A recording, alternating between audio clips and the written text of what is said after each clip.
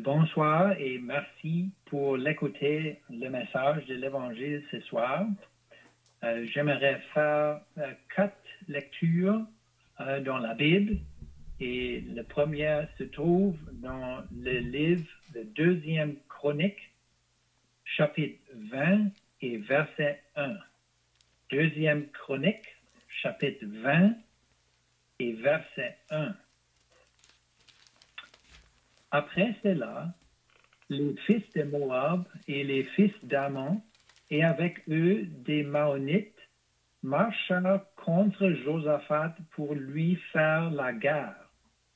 On vint informer Josaphat en disant, « Une multitude nombreuse s'avance contre toi depuis l'autre côté de la mer, depuis la Syrie, et ils sont à Hatsasson-Tamar, qui est en Guédi. » Dans sa frayeur, Josaphat se disposa à chercher l'Éternel et il publia un jeûne pour tout Juda. Juda s'assembla pour invoquer l'Éternel et l'on vint de toutes les villes de Juda pour chercher l'Éternel. Josaphat se présenta au milieu de l'assemblée de Juda et de Jérusalem dans la maison de l'Éternel devant le nouveau parvis, et il dit, « Éternel, Dieu de nos pères, n'es-tu pas Dieu dans les cieux, et n'est-ce pas toi qui domines sur tous les royaumes des nations? N'est-ce pas toi qui as en main la force et la puissance, et à qui nul ne peut résister? » Et les prochains versets nous disent le reste de son prière. Et on va continuer à verset 15. L'Éternel, Dieu, il a envoyé une réponse par Jacaziel, un lévite.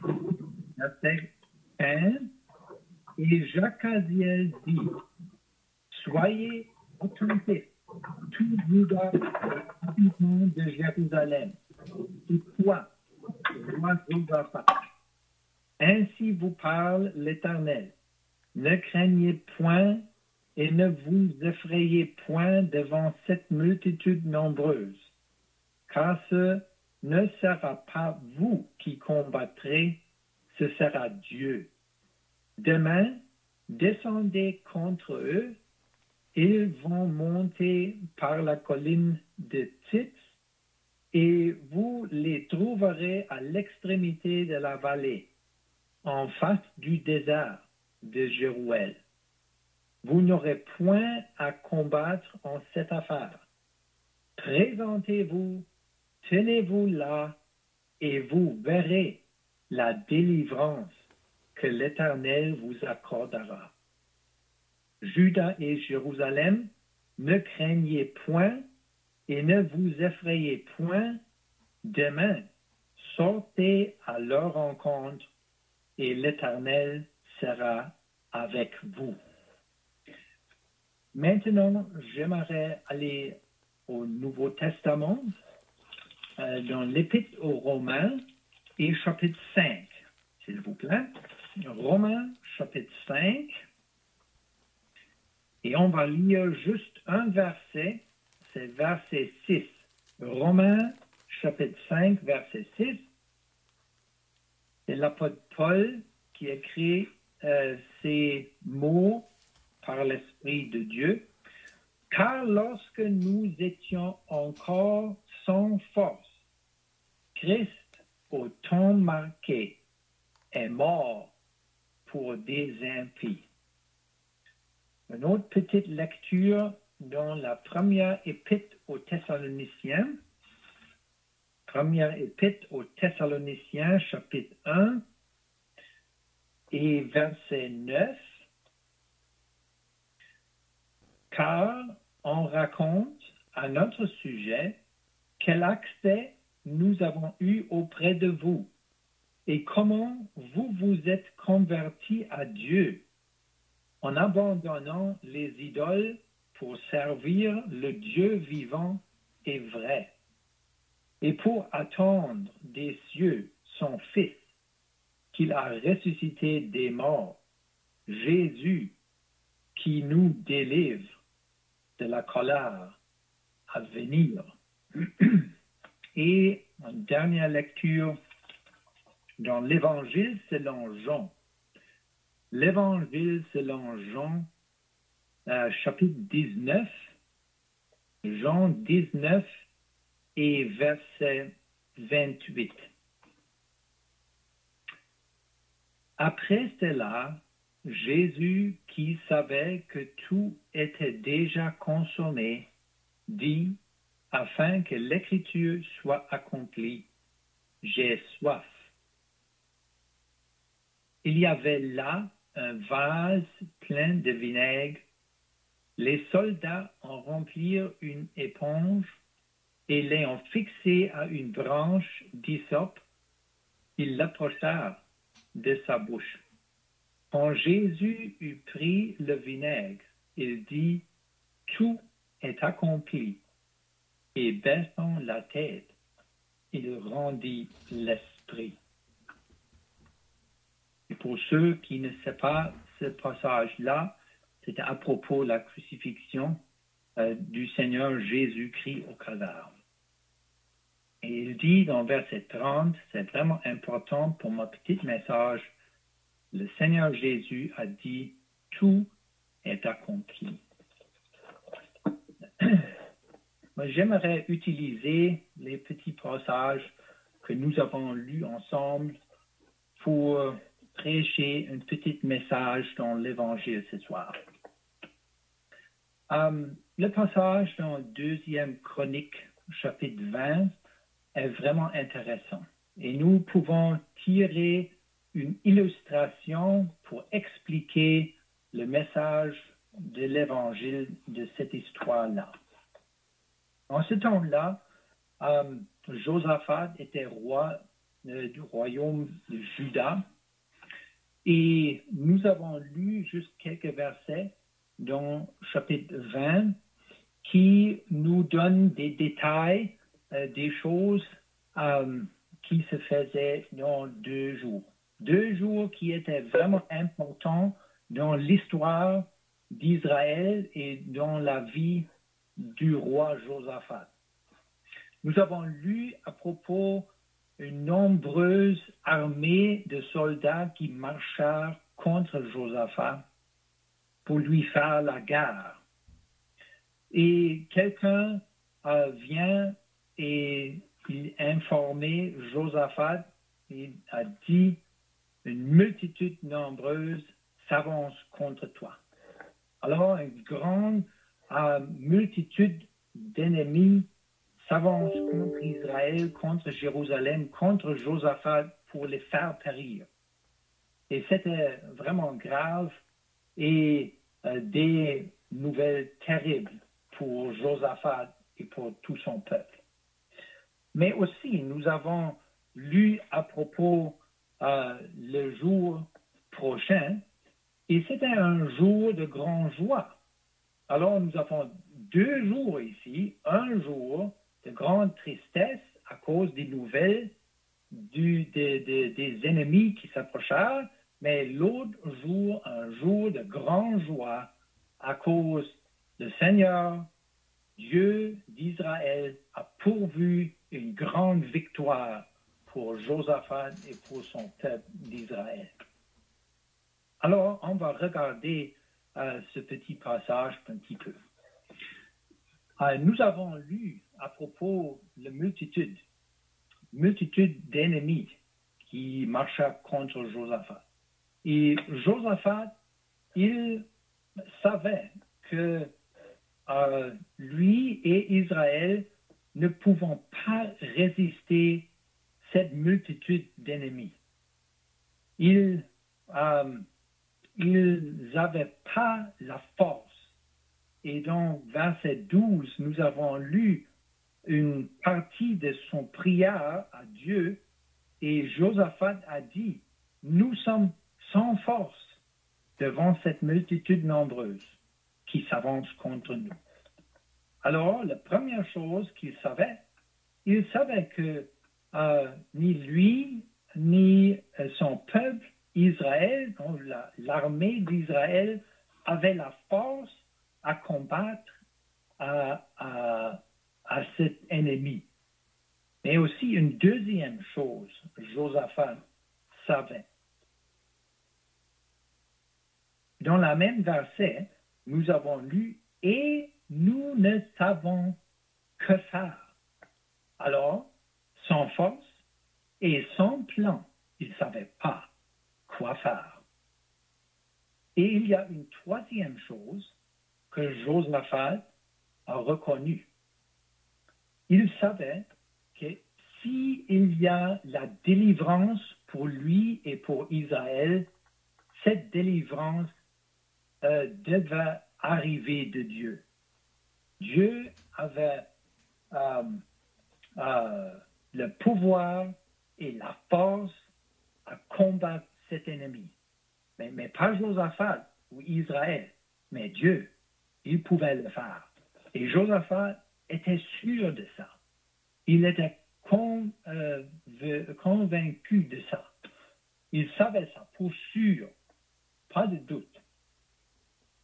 Alors, nous avons lu que Dieu a envoyé une réponse par Jacaziel, un lévite, qui parlait à Josaphat et aux Israël. Et Jacaziel, il a dit, dans verset 15, « Soyez attentifs, tout Juda et habitants de Jérusalem, et toi, roi Josaphat. Ainsi vous parle l'Éternel. » Ce n'était pas une réponse, pas un mot d'homme, mais une réponse qui venait de Dieu lui-même. Et Dieu a donné une promesse. Nous avons lu dans verset 17, « Vous n'aurez point à combattre en cette affaire. Présentez-vous, tenez-vous là, et vous verrez la délivrance que l'Éternel vous accordera. » C'était peut-être un petit peu étrange pour l'armée de Josaphat et pour Josaphat lui-même. Il était habitué à faire la guerre et à combattre et à face l'ennemi. Mais dans ce jour-là, tous les peuples, et Josaphat inclus, étaient vraiment peur et savaient que en ce jour-là, contre cette multitude, il n'y a pas la force à part de la force de Dieu qui pouvait pouvoir la délivrance.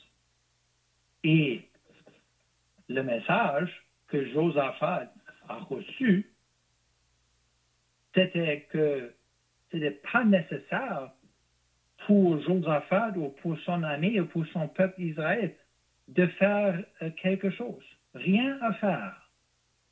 Juste présentez-vous, tenez-vous là et vous verrez la délivrance que l'Éternel vous accordera.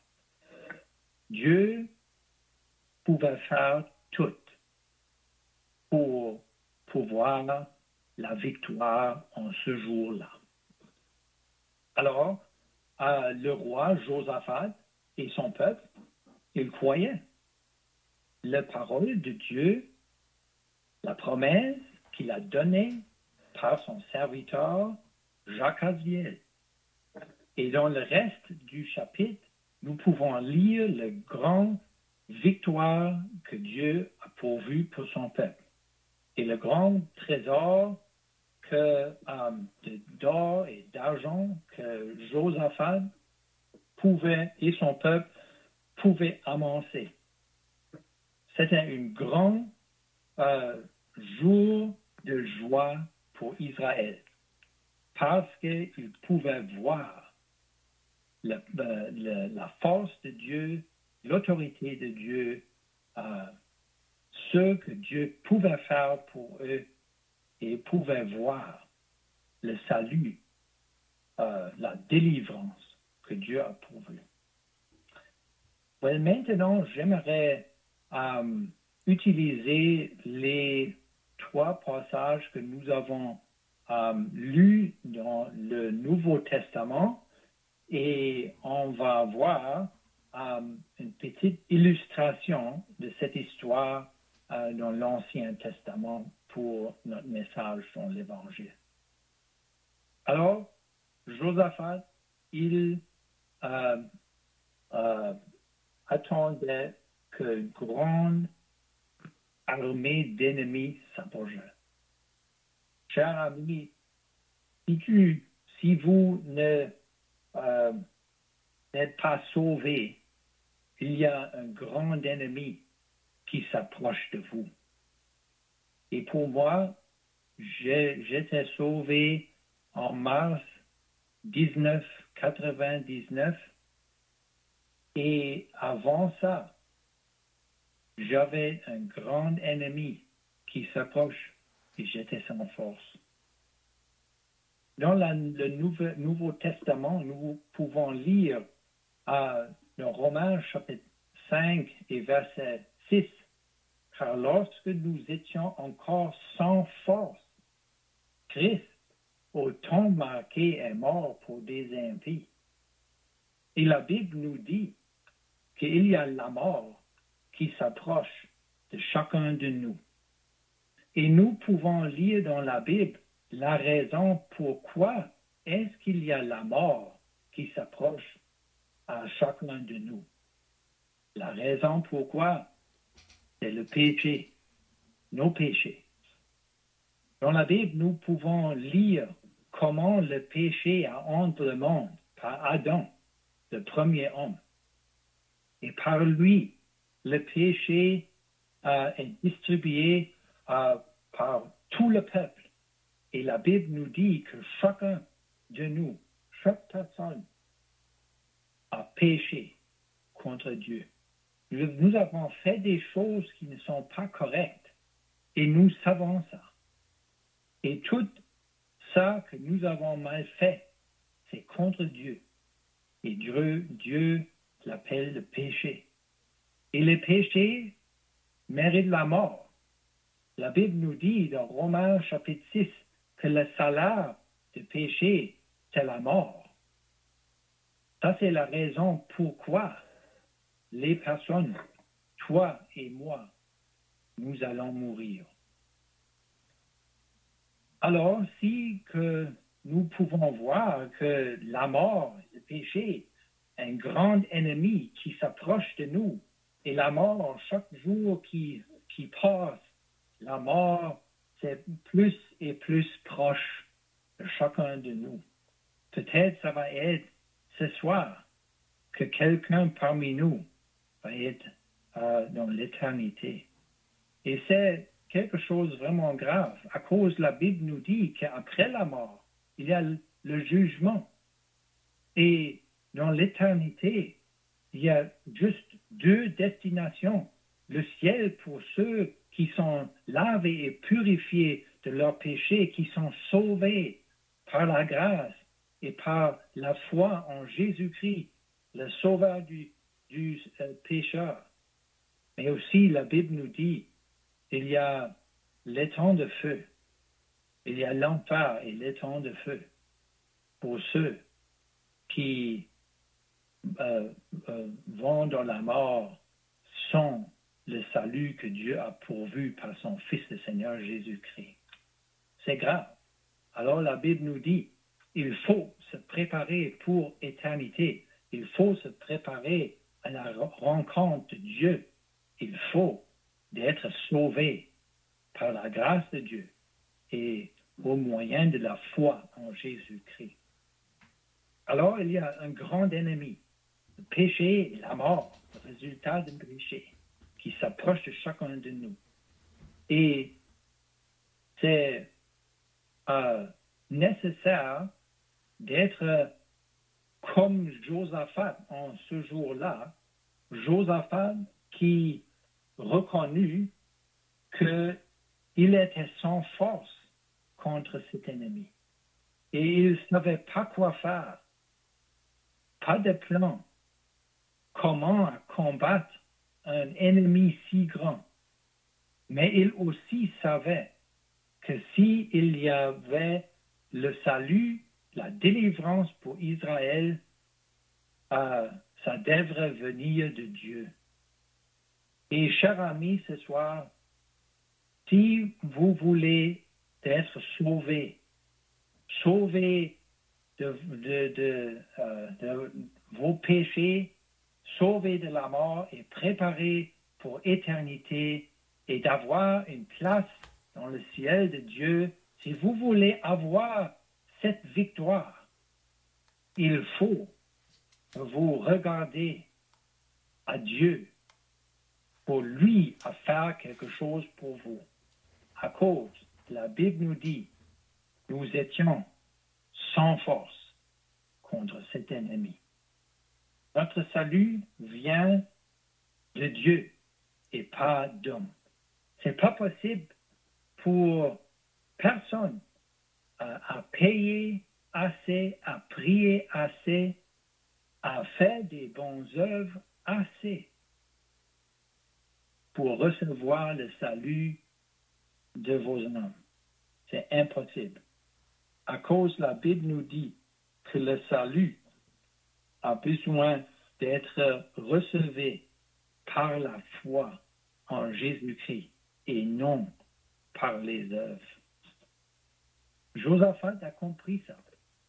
Sans force, sans plan, ne pouvait pas résister cet ennemi, mais il a dit, nos yeux sont sur toi, l'Éternel, le Dieu d'Israël.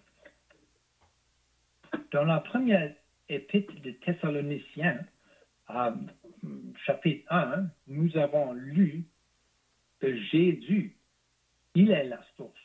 Il peut pourvoir la délivrance de la colère à venir, le jugement et de la mort.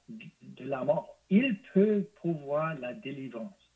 Et l'apôtre Paul a écrit cette épître aux Thessaloniciens, aux chrétiens à Thessalonique, et il se réjouissait dans cette vérité, cette promesse qu'il a reçue de Dieu lui-même. Il eut la délivrance de la colère à venir. Il était sauvé.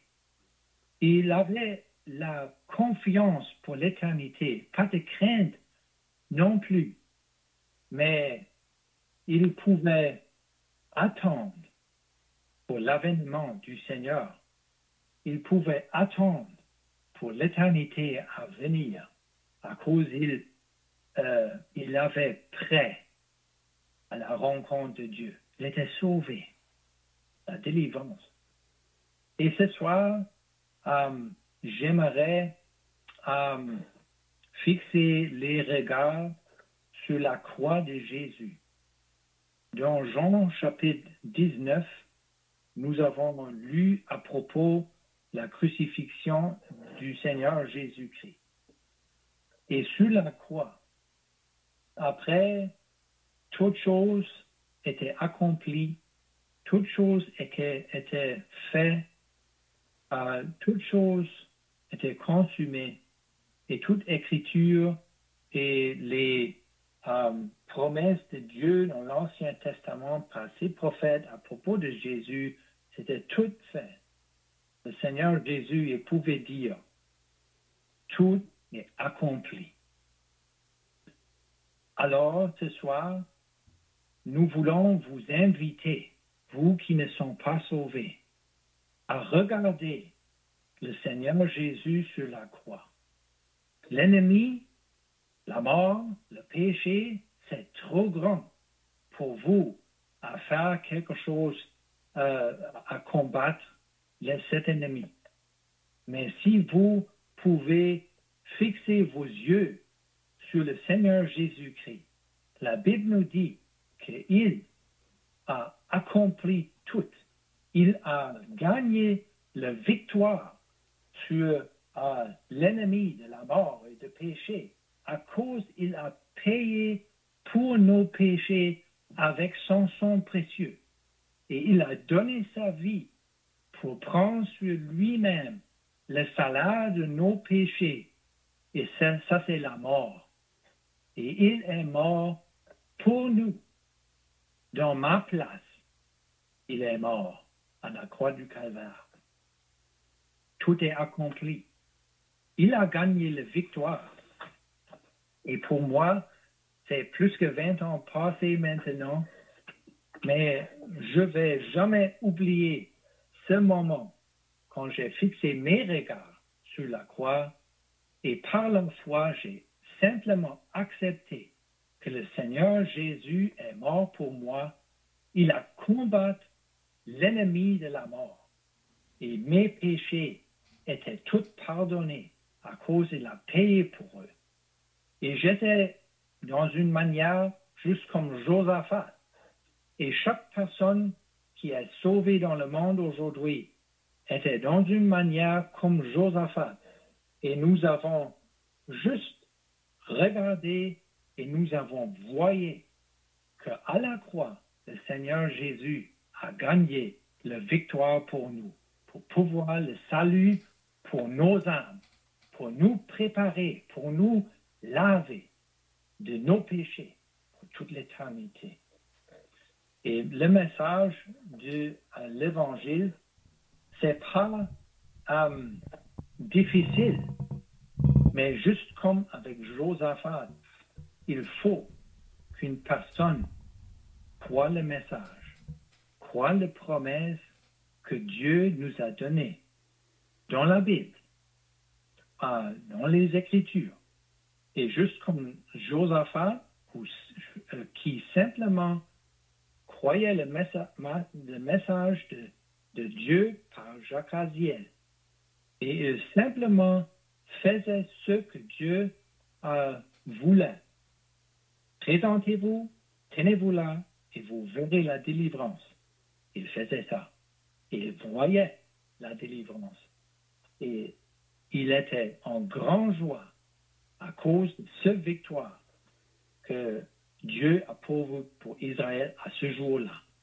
Et c'est la même chose avec chaque personne aujourd'hui qui est sauvée. Nous pouvons nous souvenir de l'œuvre de Calvaire, que Jésus, le Seigneur, qui a pourvu le salut pour nos âmes, la victoire pour nous au Calvaire. Et nous voulons vous inviter de continuer à lire les lectures, lire la Bible, l'Évangile, et de penser de ce que le Seigneur Jésus a fait sur la croix du Calvaire. Et Dieu a donné la promesse que quiconque qui croit en lui, en Seigneur Jésus-Christ, il sera sauvé. Il va avoir la vie éternelle par la foi en lui. On va terminer à la prière. Notre Père céleste, nous voulons te remercier pour ton amour envers toutes les personnes dans le monde. Nous voulons te remercier pour le Seigneur Jésus-Christ, ton Fils unique, et pour le sacrifice qu'il a pourvu à la croix du Calvaire. Il a donné lui-même. Il a payé pour nos péchés. Il a pris la place pour les transgresseurs.